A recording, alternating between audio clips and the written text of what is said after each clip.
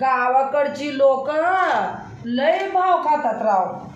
कधी तर आम्ही शहरामध्ये राहतो आणि कधी तर नाही का आपल्याला हरभऱ्याच्या भाजी तोडून आणा, आम्हाला लय खाऊ वाटले असं आम्ही बोललं ना, ते लोक लय भाव खाते. गावाकडची लोक खेडेगावातली त्यांना वाटतंय हे लोकांना हरभऱ्याची भाजीच भेटत नाहीये कधी शहरामध्ये, म्हणून गावाकडे येतात खायला असं म्हणतात गावची लोक. पण त्यांना कुठं माहीत आहे आमच्या पुण्यामध्ये नाही का लय भारी भारी माल येतंय विकायला. चाकण, मोशी, खेड, मंचर किती भारी भारी सगळं भेटते आता खायला. काय गरज नाही आहे गावाकडं जायला. हां, तुम्ही तिकडंच बसा, आम्ही इकडंच ठीक आहे. आमच्याकडं काय काय नाही भेटत. हे बघा दाखवू का? हे बघा किती भारी मटकी आहे. बघा बरं, बघा बरं किती छान आहे का नाही मटकी. आणि मग किती मस्त असं झाडं आले त्याला मटकीला. तो काय हे गावाकडच्या लोकांचे हा गैरसमज आहे. हरभऱ्याची भाजी दाखवू का? हे बघा किती भारी भारी आहे. बघितलं का? बघितलं का?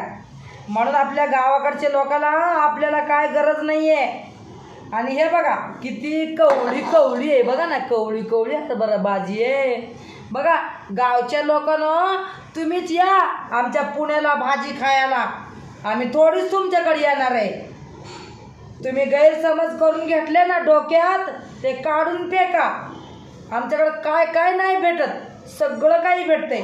बघा ना हरभऱ्याची भाजी बघा, बघितलं का? असं असं नका करू हरभऱ्याची भाजीला बघून बरं का.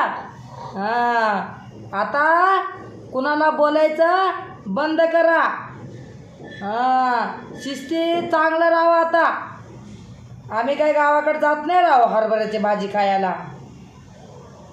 हे बघा किती भारी भारी आहे, कवळी कवळी आहे. बघा बरं, काय सगळं समजावून सांगावं लागते तुम्हाला. आम्हाला काय कमी नाही आहे पुण्यामध्ये, सांगून ठेवते मी तुम्हाला. मित्रांनो, हे बघा गावाकडची कहाणी तुम्हाला मी सांगितले.